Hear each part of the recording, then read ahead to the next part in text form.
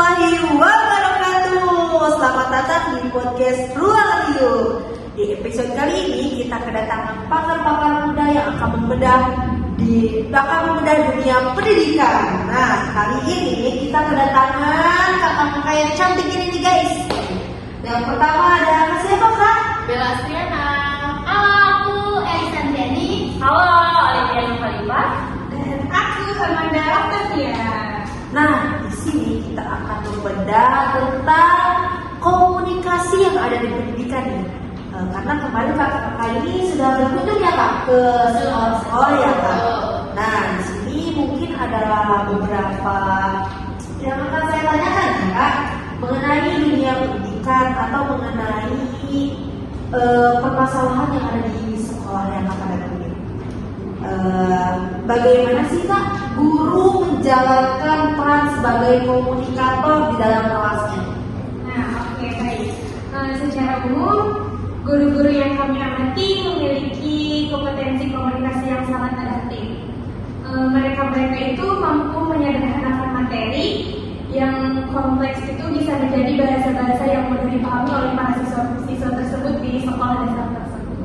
Contoh bahasa sederhana itu seperti apa? Seperti cara penyampaian materinya itu membuat si anak itu lebih mudah untuk Memahami materi tersebut.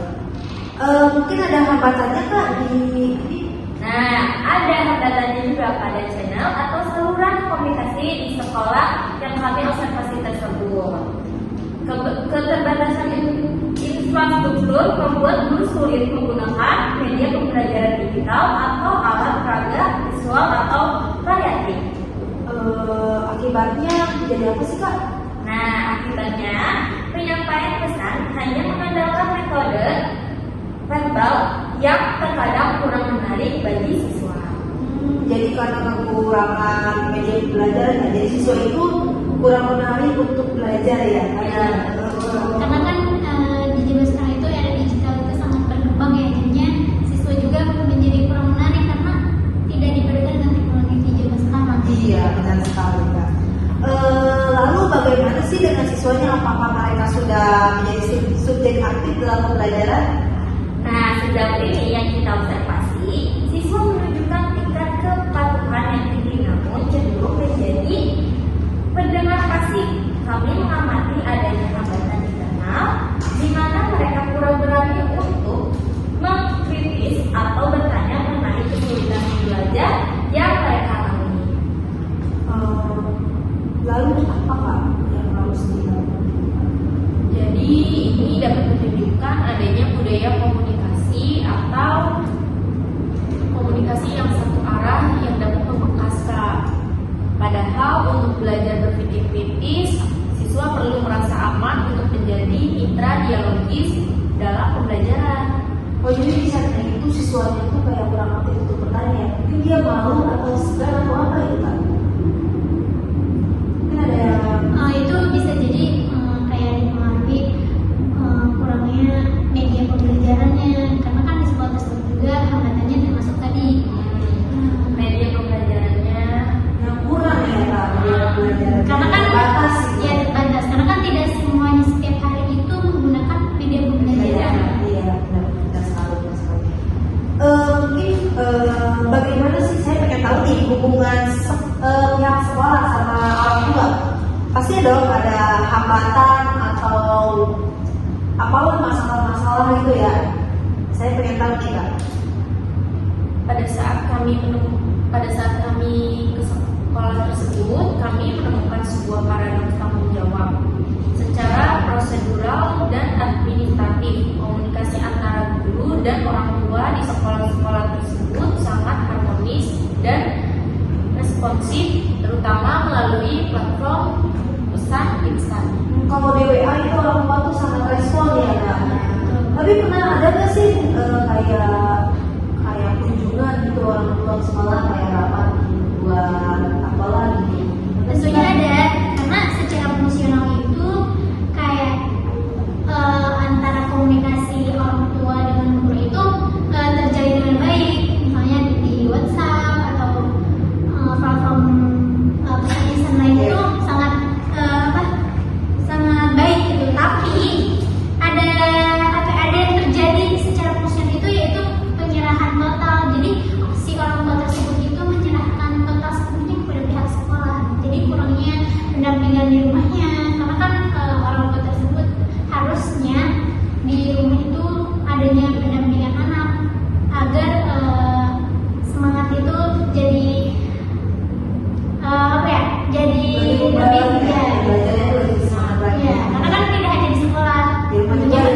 semprot kan gitu Iya. kan.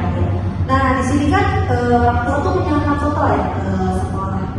Pernah ada nggak sih kayak masalah atau konflik kayak si anaknya tuh ditegur nih sama pihak sekolah, tapi orang tuanya tuh nggak terima.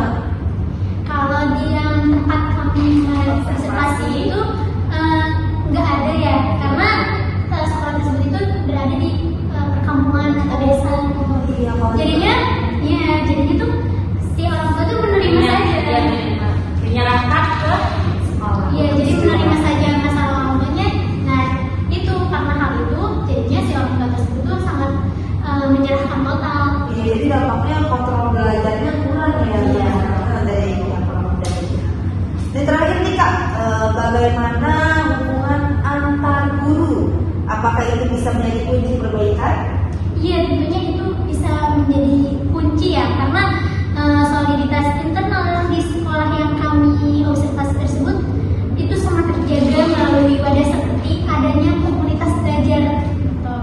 Lalu komunikasinya terbuka dan umpan baliknya itu sangat konstruktif gitu. Jadi antara kepala sekolah dengan guru, terus antar guru dan guru dengan orang tua. Namun tadi hambatannya di pendampingan di rumah anak tersebut, siswa tersebut. Jadi kalau di rumah anak tuh nggak kontrol. Kalau di sekolah dia aja belajar, tapi di rumahnya tidak.